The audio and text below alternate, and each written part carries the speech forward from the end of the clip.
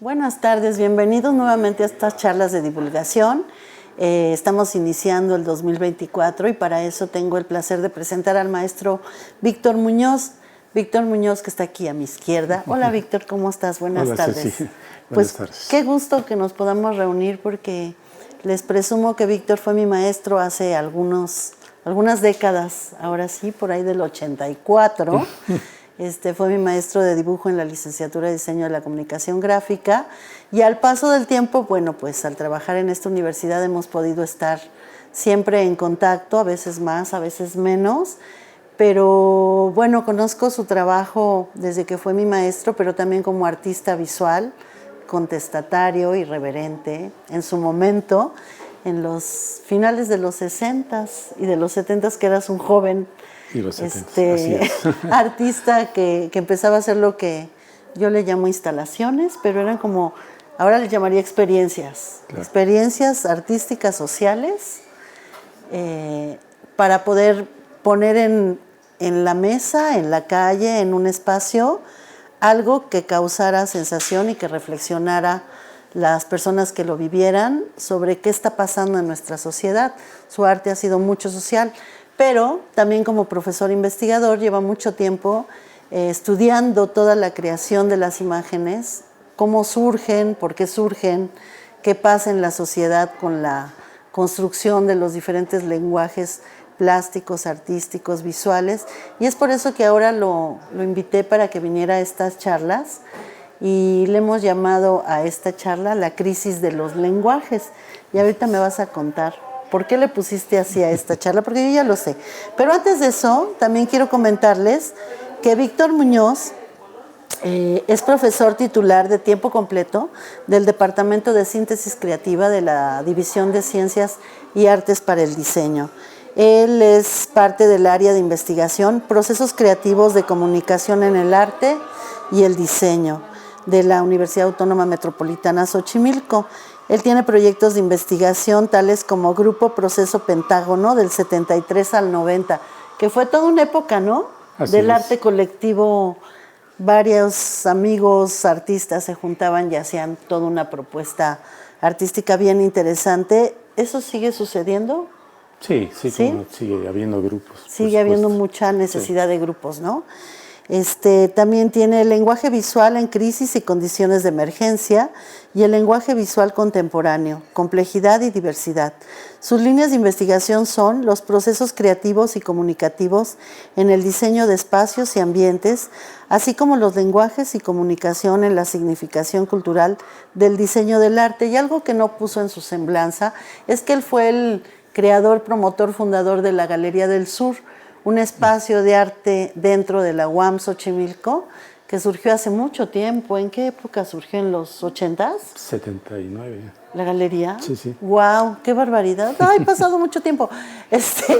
Y bueno, esta galería ahora tiene 3 espacios, está ya muy estructurada su existencia, pero bueno, se la debemos a la concepción de la necesidad que manifestó Víctor de que hubiera un espacio donde el arte fuera un lugar que pudiéramos contemplar los que vivimos en la unidad Xochimilco y los que la visitan.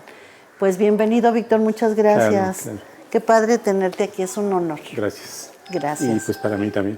Sí, pues Fíjate cuéntanos. Fíjate que A ver. algo que quería comentar sobre la Galería del Sur y su fundación es que como todo, ¿no? Como el lenguaje que no es personal y propio, sino que uno se apropia del lenguaje de los otros y entre todos construimos. La idea de la Galería del Sur fue de un grupo de profesores. Lo que sucedía es que en ese momento ellos consideraron que por mi trabajo fuera de la universidad yo podía conducir la galería, ¿no? Y entonces recuerdo que una de las condiciones que puse fue que hiciéramos un comité editorial o un comité de selección de obra. Y recuerdo que el primer comité que hizo estaba conformado como por 15 artistas y escritores ¿Que mexicanos. entre ellos quiénes? Manuel Felgueres, Guillermo Samperio como escritor, Rita Eder, en fin, una serie de compañeros, ¿no? de la lucha cultural.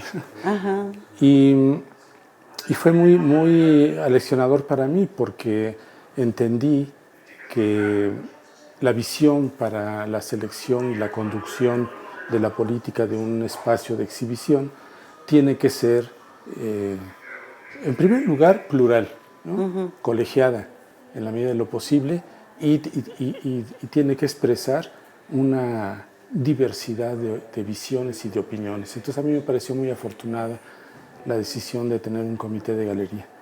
Y lo he repetido siempre que he estado en espacios dentro de la misma UAM, como la Dirección de Artes Visuales, en la que estuve hace 10 años. Lo mismo, ¿no? Es decir, mi criterio es tener una visión colegiada y colectiva. Claro, y que dé apertura a lo que en colegiado se selecciona. Así es. ¿No? Para Exacto. dar como una diversidad de manifestaciones. Sí. Sí, recuerdo que cuando yo estudiaba no había un espacio de exposición plástica, Claro. sino que eran lugares que se iban apropiando, ¿no?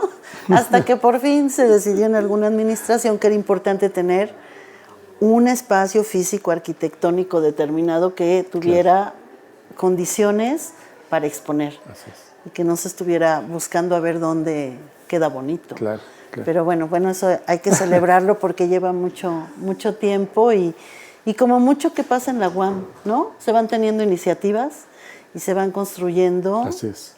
Las cosas que ahora son parte de la universidad, como este proyecto tan bonito que ahora se ha estado alimentando desde hace tiempo y que ahora nos alberga de forma excepcional en la librería Luis Felipe Bojalil de la Unidad Xochimilco. Tenemos ahora este espacio donde estamos haciendo esta bella transmisión. Pues ahora cuéntame, ¿qué es esto de la crisis de los lenguajes? ¿A qué te refieres?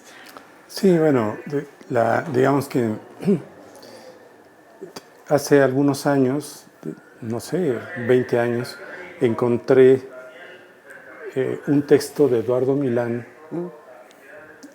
este poeta uruguayo, pero uruguayo-mexicano, que en la medida en la que yo puedo lo sigo leyendo.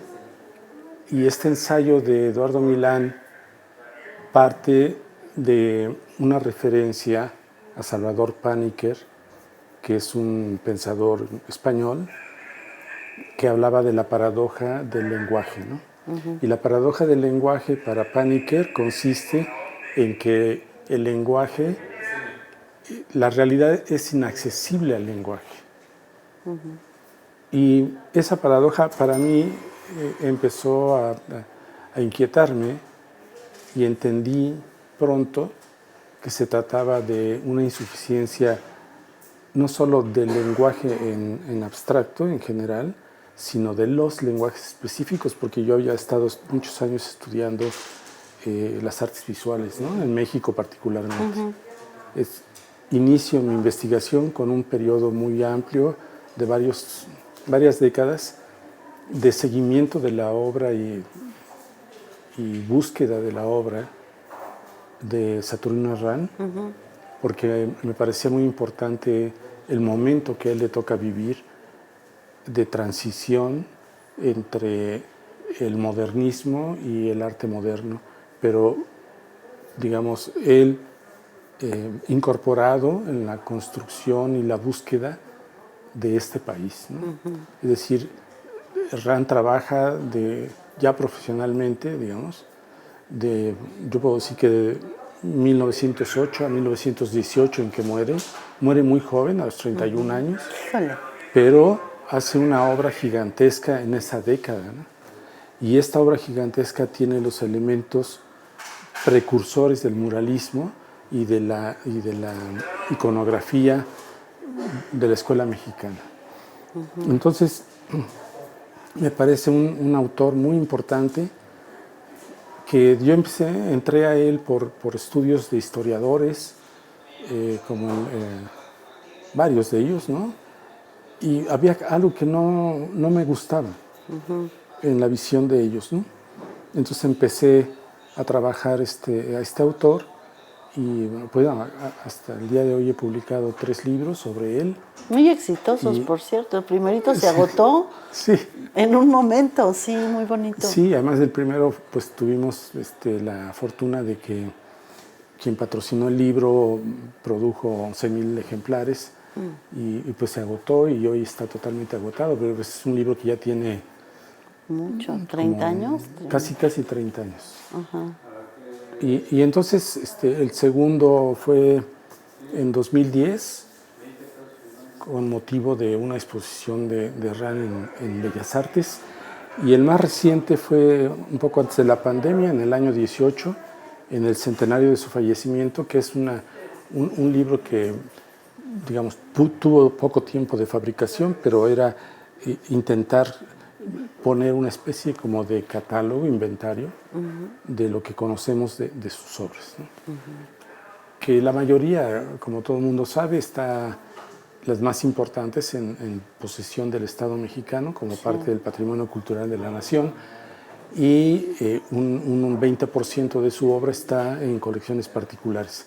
Pero era muy interesante meterme en ese punto, ¿no? Porque, por ejemplo, una de las cosas que me parecía gravísima era que su obra, digamos, editorial, de ilustración para libros y para revistas, la mezclaban con la obra pictórica y plástica de autor, ¿no?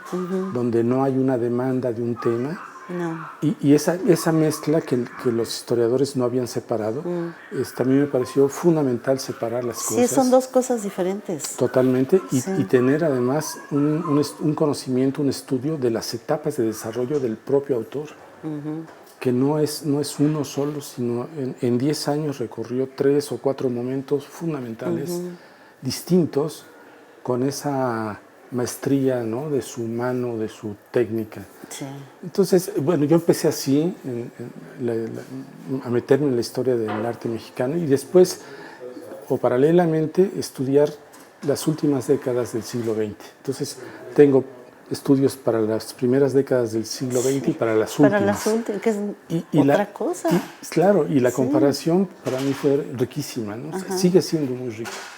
Bueno, entonces, la crisis del lenguaje es esta idea de que el lenguaje no puede acceder a la realidad, lo hace de manera diferenciada, diversa.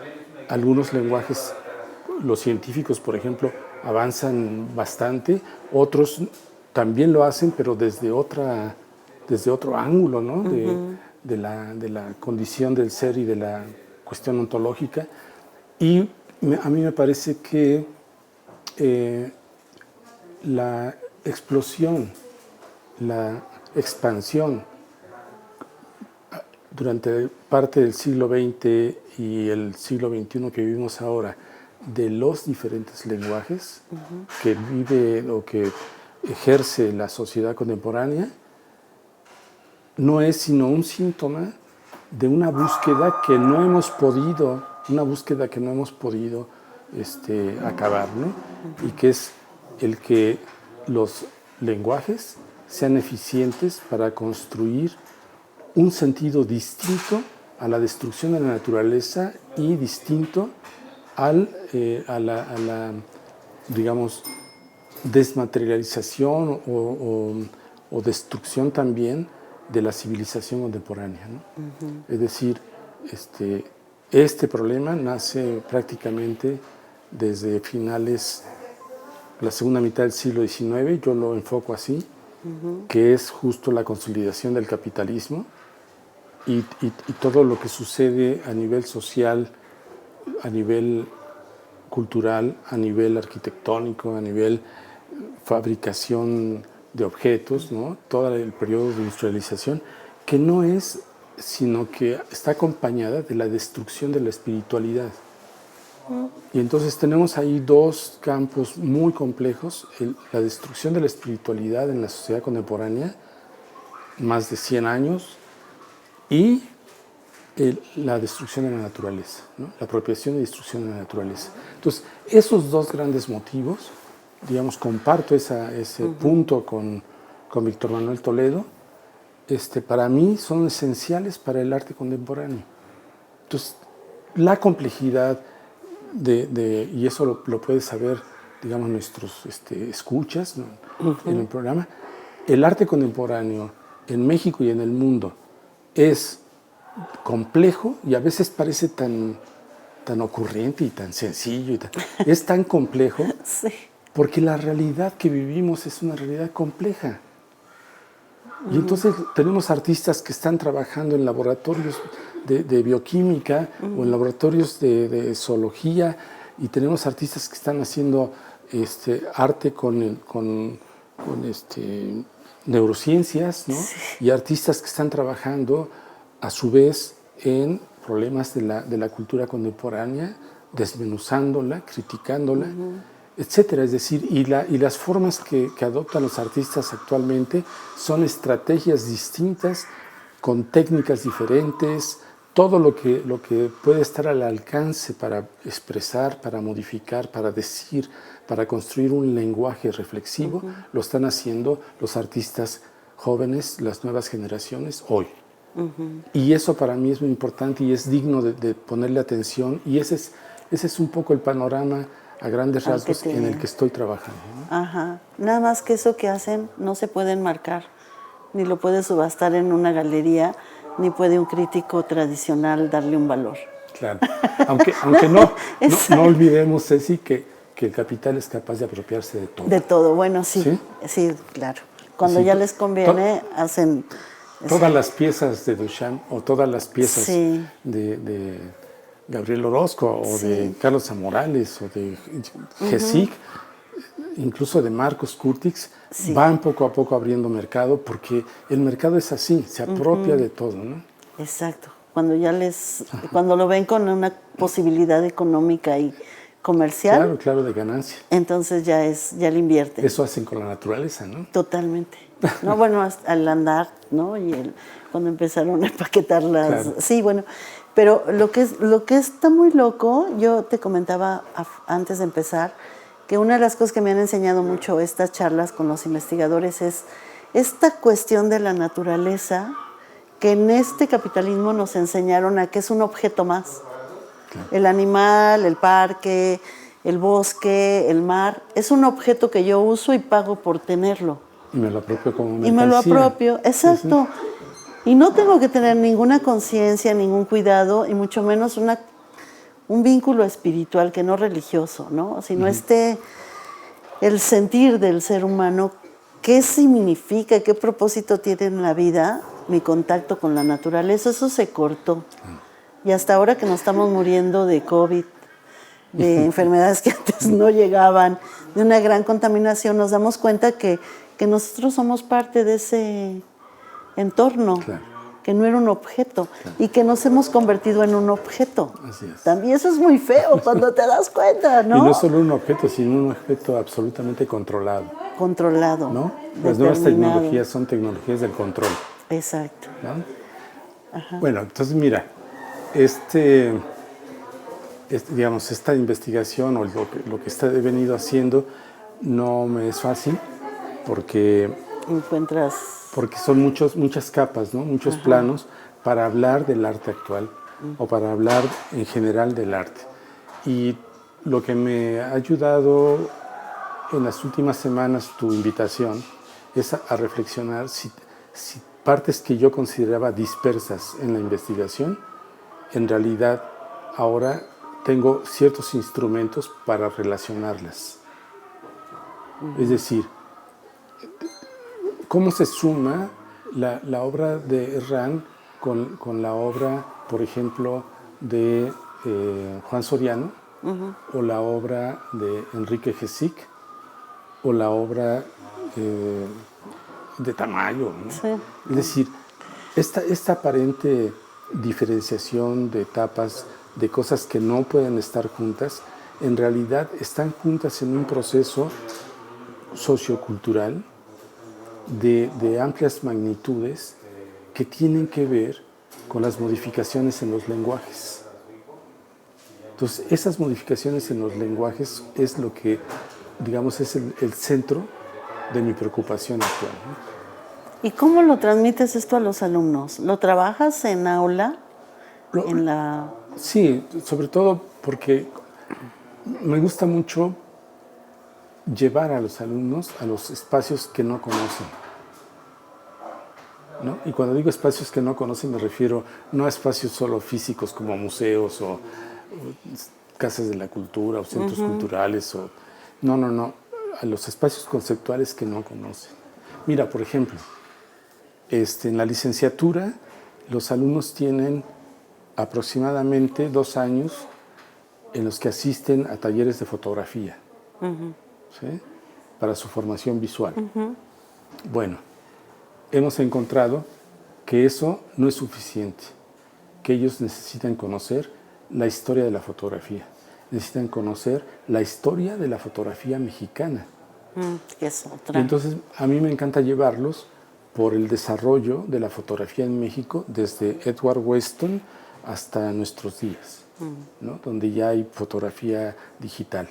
Y analizamos a los autores y analizamos, digamos, la parte visual de sus concepciones estéticas y visuales y de composición. Es decir, y los alumnos quedan fascinados porque, en efecto, empiezan a comprender que lo visual es un lenguaje. Y es un lenguaje que se aprende. ¿Sí? Y que no podemos estar arribando a lenguajes sin conocer su historia. Claro. Y eso los hace mucho más fuertes, más sólidos en sus ideas, digamos, visuales. Sí, claro. Vamos a tener a final de este mes a la doctora Rebeca Monroy, que es una historiadora de la fotografía, que la amo. Ay, sí. Fue mi compañera en la maestría. Claro. Y ella precisamente nos viene a hablar de cómo hace el análisis de un acontecimiento a través de las fotografías de prensa de una mujer que fue juzgada por un asesinato, ¿no? Pero ella me ha hecho ver todo esto. ¿Cómo puede decirte tanto una fotografía, dependiendo de la época, el contexto, la técnica que utilizaste? Es un lenguaje. Así y la gente cree que es solo tomé la foto y ya. Sí. No. es un Wikipedia. No, además, fíjate, te puedo decir, porque además, por ejemplo, me ha tocado estudiar la obra de algunos fotógrafos. En particular, en los últimos años he trabajado mucho la obra de Rafael Doniz. Y te puedo decir que se construye, la mirada del fotógrafo se construye. No es solo tomar una foto, es un proceso de conceptualización de la mirada que se materializa en el momento en que el fotógrafo encuadra. Bueno, selecciona, se mueve, vive, convive. Decide. ¿No? Decide. Y ahí está, y en la obra de ellos notas cuando la analizas cuidadosamente, sobre todo si lo haces en el transcurso del periodo amplio de su obra, vas viendo cómo su mirada es tan singular que nos enseña, nos ayuda a nosotros a ver. ¿Sí? Porque su oficio es la mirada. Sí. Y entonces, tienes razón, tenemos que ir con mucho cuidado en el tratamiento de las imágenes, ¿no? Sí, a veces se piensa también, así como decías hace rato, que el artista es algo fácil lo que va a decir, ¿no? Sí. Igual que el diseñador, ay, bueno, pues le pones el rojito y el amarillo y agrandas las letras. Sí. Y no te das cuenta que necesitas saber todo el lenguaje de la tipografía, del color, de la composición, del entorno en el cual vas a desarrollar cualquier comunicado. Y es que además también la diferencia de la licenciatura acá es que es diseño de la comunicación gráfica. Implica el análisis del lenguaje, de saber qué vas a decir y no nada más ponerle el colorcito rojo, ¿no? Sí. ¿Qué quiere decir si Cecilia se pinta el cabello de rojo en el copete? Claro. Pues bueno, yo quiero decir algo, pero alguien lo interpretará como quiera. Pero la cuestión está en que si todo está como muy estudiado y muy reflexionado. Y entonces ahora en el arte contemporáneo, ¿qué está sucediendo con estos lenguajes nuevos, emergentes? Bueno, lo que está sucediendo es que las tendencias, digamos, no son estilos, porque los estilos se acabaron hace mucho, en mitad del siglo XX, ¿no? las tendencias, digamos, del manejo de la imagen son tan diversas y tan expansivas y al mismo tiempo tan complejas porque han estado tomando elementos de otras disciplinas y de otras formas de conocimiento, de tal manera que el lenguaje visual actual tiene esa característica de que ya no hay un paradigma de lo visual o un paradigma del arte, como todavía muchos conservadores quieren imponer, ¿no? Y por lo tanto pueden establecer una cuadrícula en la que colocan esto sí es arte, esto no es, esto tampoco, esto sí. Es decir, un paradigma, y ahí me gustaría recordar a Thomas Kuhn con su paradigma de las ciencias. El paradigma que plantea Kuhn tiene tres momentos, ¿no? El periodo normal, el periodo de crisis y el nuevo paradigma. Esas tres etapas, ¿no? No hay, y el paradigma conceptualizado como la opinión generalizada, socialmente generalizada, de los integrantes de esa disciplina. Es decir, ¿qué es la bioquímica? Bueno, lo que la mayor parte de los bioquímicos en el terreno de la ciencia piensan que es y hacen la manera en la que producen sus conocimientos, eso es la bioquímica, ¿sí? Ese es un paradigma. Bueno, en el arte, el asunto es que no hay un solo paradigma. El paradigma actual es que son muchos paradigmas, sí, y todos conviven y todos tienen su valor y su reconocimiento. El mercado se equivoca cuando conduce o sigue queriendo conducir por cuestiones de ganancia el arte hacia un solo sentido, ¿no? El que yo tengo, el que yo vendo, el que yo promuevo. Pero en realidad el mundo actual es un mundo de muchos paradigmas en el arte y en lo visual y por lo tanto mucho más rico. Y esta riqueza es tan brillante, tan amplia, que está buscando respuestas a la condición que hablábamos al principio de la situación actual en nuestra cultura, de recuperar la espiritualidad y de no destruir la naturaleza, de construir un mundo mejor, una sociedad humana, ¿no? Contrarrestar la crisis civilizatoria.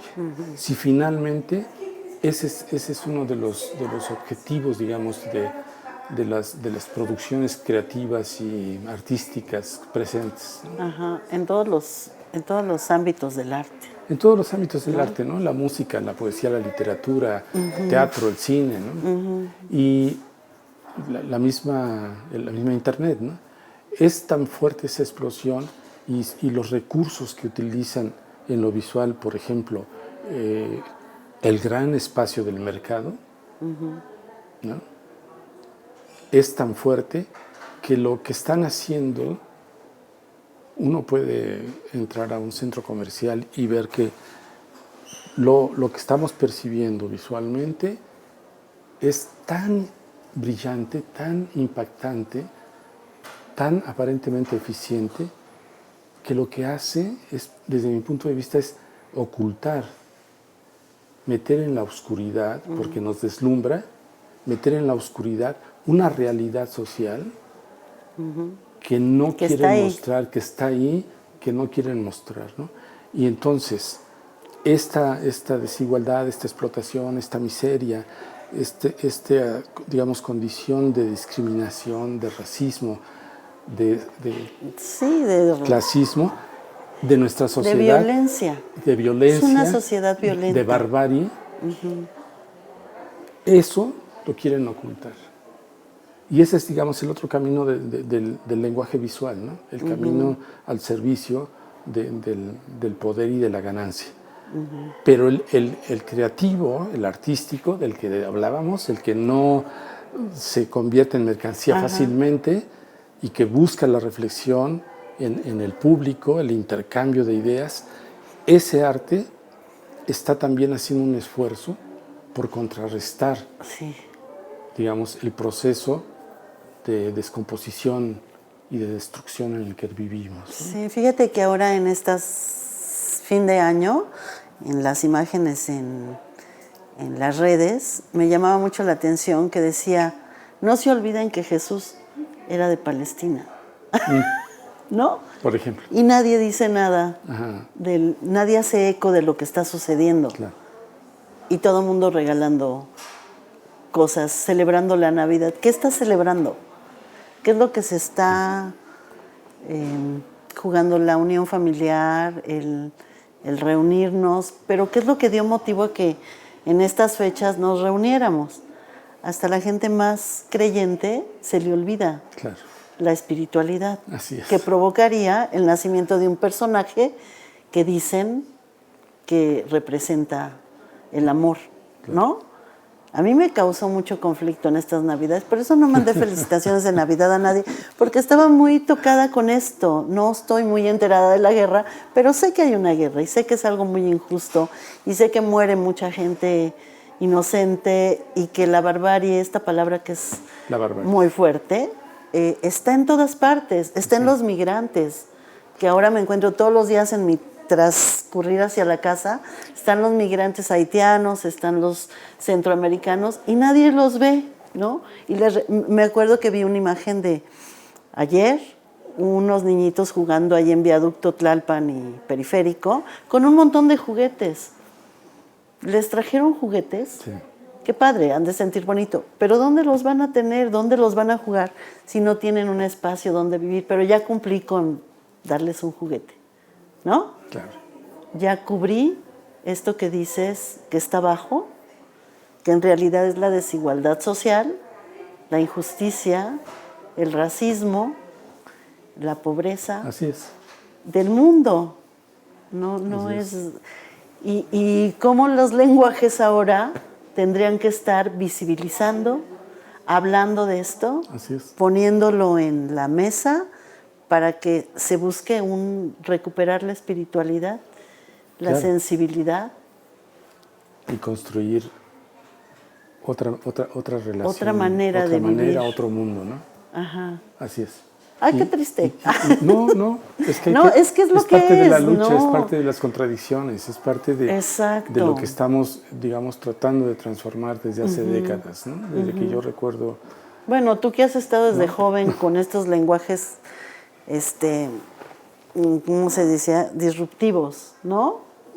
Recuérdame yo vi esas fotos y me fue muy bonito reconocerte de jovencito. Ah, ya. ¿No? Porque bueno, yo te conocí Todos adulto fuimos joven en los 80s, pero cuando vi esta exposición que no sé si fue en el 98, 2008, 2018, la de Tlatelolco, allá iba imágenes de tus performances en la ciudad, en Bellas Artes, y me llamó mucho la atención verte tan jovencito con Carlos Fink. Sí, sí. Estaba por ahí y José Antonio Hernández. Claro.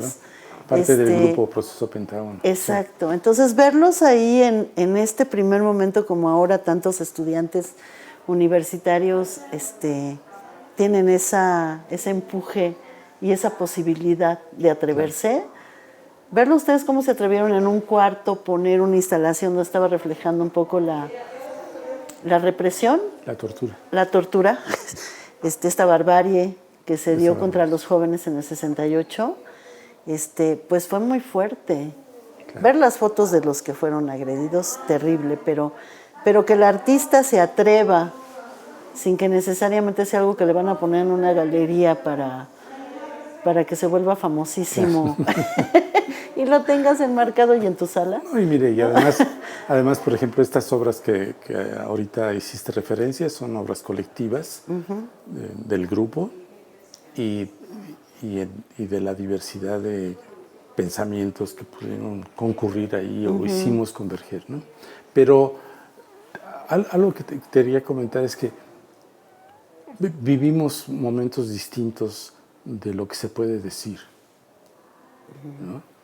En 73, que es la exposición a la que refieres, hace 51 años, no era posible hablar de la tortura en México y en América Latina. Y entonces nosotros no queríamos dejar el asunto, entramos a esa temática y te puedo decir que esa muestra fue en el Palacio de Bellas Artes. A pesar de que estábamos muy jóvenes, era como un ciclo para artistas jóvenes, y había una tal preocupación porque nos invitaron a reflexionar si no nos estábamos exponiendo a la represión por parte. Es el momento de la guerra sucia en México, ¿no? De la policía política, de la desaparición de militantes, de luchadores sociales, etcétera. Y dijimos, no, si ustedes no nos censuran, nosotros somos responsables de lo que estamos diciendo.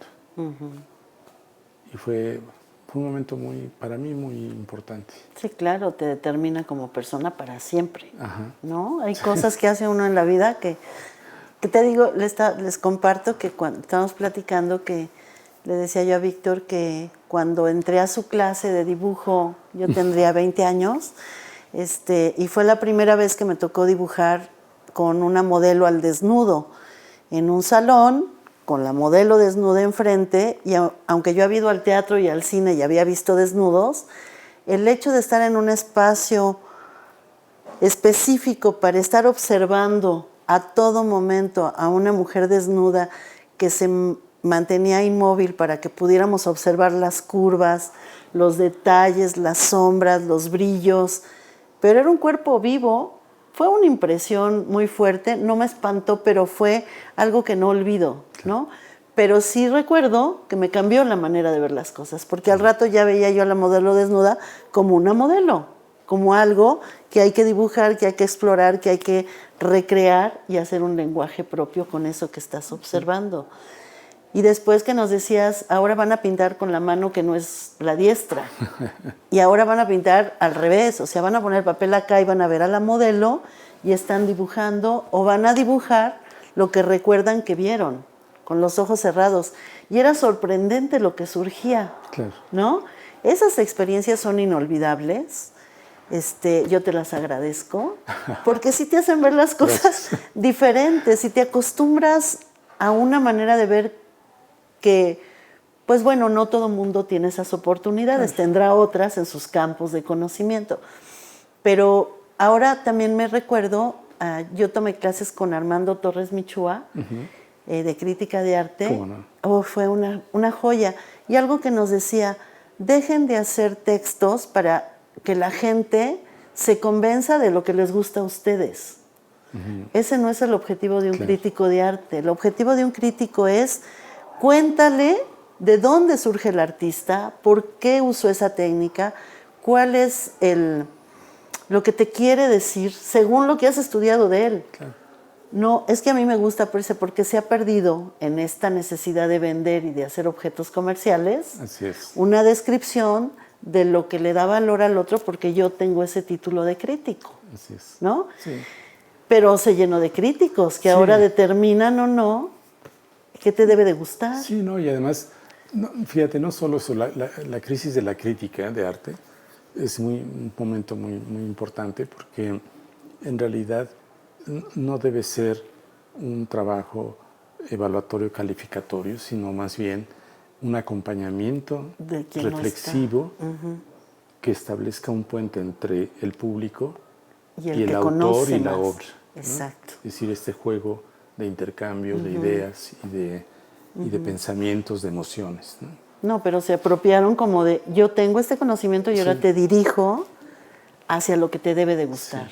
Porque además me fondean para que diga lo que le puede gustar, ¿no? Sí, tengo mis...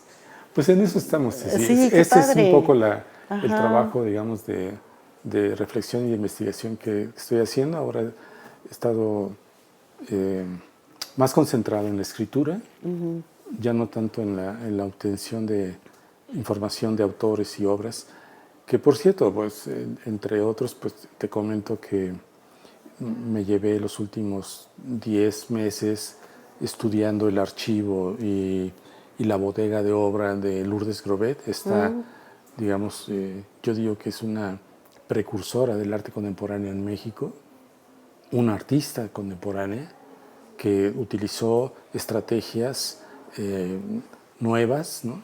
Y que utilizó también técnicas y procedimientos y medios de lo más diverso para cumplir los objetivos que ella perseguía en su trabajo. Murió joven, ¿no? No tanto. No. ¿Cómo no? No, ya andaba ella cerca de los 80. ¿En serio? Sí. Entonces me perdí. Sí, Lourdes nació en 40, son 60 años del siglo XX más 22 del siglo XXI. Ahorita tendría 82 años ahorita. Hiciste una curaduría, ¿no? De su obra. Sí, está ahorita para el público en la Casa del Lago de la UNAM y va a estar abierta hasta finales de febrero. O sea que quienes nos están escuchando pueden visitarla. A ver No se van a arrepentir. Es una mujer excepcional, muy valiente, muy trabajadora, una artista auténtica, hecha y derecha, que nunca buscó ni se codió para aparecer en las luminarias, sino que ella hizo su obra comprometida, no en términos políticos, ¿no? O ideológicos solamente, sino más bien un compromiso con el otro, con la sociedad, ¿no? Con las comunidades. Trabajó mucho con la comunidad de la lucha libre en México, no solo la parte del espectáculo, y trabajó también mucho con el laboratorio de teatro campesino e indígena, que bueno, ya tiene varias décadas. Ambos proyectos de ella duraron 20 y tantos años, o sea que era constante. ¿No? En su interés, y vamos a poder ver en estos meses programadas en la Casa del Lago 2 películas que terminó en los últimos 10 años de su vida, que son, cine documental, pero un cine documental que tiene una finalidad y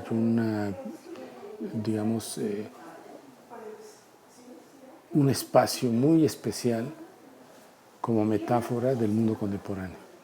Ella trabajó en Alaska, en el estrecho de Bering, que es, la línea fronteriza entre los Estados Unidos y lo que era la URSS, pero ahora es Rusia. Fíjate.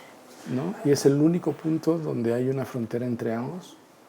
Y esa frontera en la Guerra Sucia, en la Guerra Fría, después de la Segunda Guerra Mundial, separó a las comunidades. Y el objetivo de ella, que fue encontrando, porque no era algo que ella buscaba desde el principio, fue encontrando en el proyecto, fue reunir a las familias que habían sido separadas. Qué bonito. Tanto del lado de Rusia ahora como del lado de Estados Unidos. Y entonces, realmente es un descubrimiento saber que esta mujer que está pensada o conocida como la fotógrafa de la lucha libre, en realidad ese es solo un proyecto una más parte de su historia, de su trabajo. Y su trabajo visual es muchísimo más amplio que eso y es digno de conocerse. Sí, claro. ¿Y todo esto está en esa exposición? Sí, aunque es una muestra muy condensada, porque no museográficamente la Casa del Lago no es muy amplia, pero está, muy condensada la selección de obras y de momentos de su trayectoria. Qué interesante. Oye, ¿y cómo existen espacios donde se puedan expresar ahora estos nuevos lenguajes de jóvenes que tienen esta necesidad de hablar y de... Yo te puedo decir que los jóvenes dirían que no. Yo diría que hay algunos espacios y siempre he procurado que los espacios universitarios sean los espacios para los nuevos lenguajes, para los nuevos autores, sobre todo jóvenes, ¿no? Claro. Porque lo que he sostenido siempre, una universidad forma profesionales jóvenes que están aportando nuevos conocimientos. Claro. Entonces, si esa es la esencia de una institución universitaria, su responsabilidad cultural debería ser la obra que están produciendo los jóvenes. Claro, porque se genera nuevo conocimiento a partir de la interacción de esos nuevos lenguajes. Y no que las universidades y las autoridades de las universidades estén buscando lucirse, presentando a las vacas sagradas, consagradas en sus espacios. No, los jóvenes, los que están aportando nuevos elementos, ¿no? Sí, y ahora entraría no solo los jóvenes, sino las jóvenes, ¿no? Sí, la apertura hacia las mujeres, perdón, que tampoco han estado tan... debería decir les jóvenes. Les jóvenes. No, pero me refiero a que si no hay espacios para tanto joven, mucho menos para las mujeres. Claro. Que siempre han estado un poco rezagadas. Se están abriendo los espacios. Sí, mucho, pero se los abren poco, como se abrió la galería en su momento. Claro. Te vas apropiando de los espacios. No, y además, mira, mujeres como Lourdes, Robert, son las que empezaron a abrir espacio. En su momento, yo conozco historias de mujeres creativas desde principios del siglo XX. ¿Sí? Y son de respeto, ¿no? Sí, son... Lo que pasa es que hay un gran desconocimiento. Sí, te decía que hay una historiadora del arte que ha estado trabajando mucho sobre las mujeres en el arte, en los espacios administrativos, los temas de mujeres en las galerías y en los museos, las mujeres exponiendo y siendo permitidos los espacios, y cómo ha ido cambiando esto poco a poco. Claro. Porque no se dejaba que expusieran cualquier cosa, claro, ¿no? Bodegoncitos, paisajitos, pero cosas que fueran más fuertes o más disruptivas no estaba bien visto de una mujer. Entonces, las pocas que se les permitía han abierto brecha y por favor aprovéchenlo. Claro. Y sí hay muchas mujeres que están haciendo cosas. Y aquí en la universidad estoy de acuerdo contigo, es un espacio donde lo nuevo tiene que tener un espacio. Un lugar. ¿No? Sí. Un lugar, y con la gente que tiene trayectoria, juntarse y entonces darle esa valía en lugar de cerrar puertas. Así es. ¿No? Ay, qué bonito. Oye, Víctor, muchas gracias. Nada más dime dónde te pueden encontrar. Bueno, ahorita estás de sabático. No, sí. Pero estás en la licenciatura en diseño de la comunicación gráfica, y siempre andas por acá. Ahora no tengo alumnos, yo sigo asistiendo constantemente al espacio y aquí estoy en la UAM Xochimilco. Sí, pero cualquier cosa que quieran saber sobre arte, sobre estos nuevos lenguajes, qué pasa, reflexionar y abrir espacios, porque lo que algo conoce Víctor es muchos lugares donde se puede mostrar lo que sucede ahora. Y siempre ha sido un promotor de los jóvenes. Eso así sí me consta muchísimo, y yo lo celebro. Pues muchas gracias por aceptar esta charla. No, es un placer no tenerte como el profesor en el aula, sino escucharte todo lo que has hecho en este tiempo. Y de verdad ha sido muy bonito quedarme revoloteando sobre los nuevos lenguajes. Fíjate que una vez hablé sobre los empaques. Me decían que platicara sobre lo que eran las relaciones de pareja. Yo les decía, es una relación de empaques. Claro. Porque cada quien se pone el empaque que le gusta, la otra persona también. Vas a una fiesta, a un espacio público, encuentras el empaque que te gusta, tú también, pero cuando se quita el empaque resulta que el producto no necesariamente coincide con lo que te anunciaban y con el nivel en el que estaba en el súper, ¿no? Sí me publicaron el artículo, pero no me volvieron a invitar, pero una revista de estas de moda, fashion, pero era la verdad, y le digo, es que es cierto, nos envolvemos para tener un lenguaje. No decía yo que lenguaje, pero decimos algo con lo que nos ponemos y buscamos a alguien que coincida con lo que nos ponemos, claro, ¿no? Y al rato resulta que ¿por qué truenan las parejas? Pues porque era un empaque. No estaba la esencia espiritual de la persona, pero cuando uno ya se hace viejo ya es más auténtico. Aunque me ponga mi pelo rojo, soy muy chistosa. Muy bien. Muy auténtica. Gracias. Muchas gracias, Víctor. Muy amable. Y gracias al equipo de la Unidad de Comunicación, Aarón, Isaí, Arturo, y a Alejandro Gaspar, quienes apoyan la producción de esto, y ahora que nos albergaron acá en la librería, todos los compañeros trabajadores, a Rocío Silva y a Grisel, que prepararon este espacio para que pudiéramos hacer la transmisión.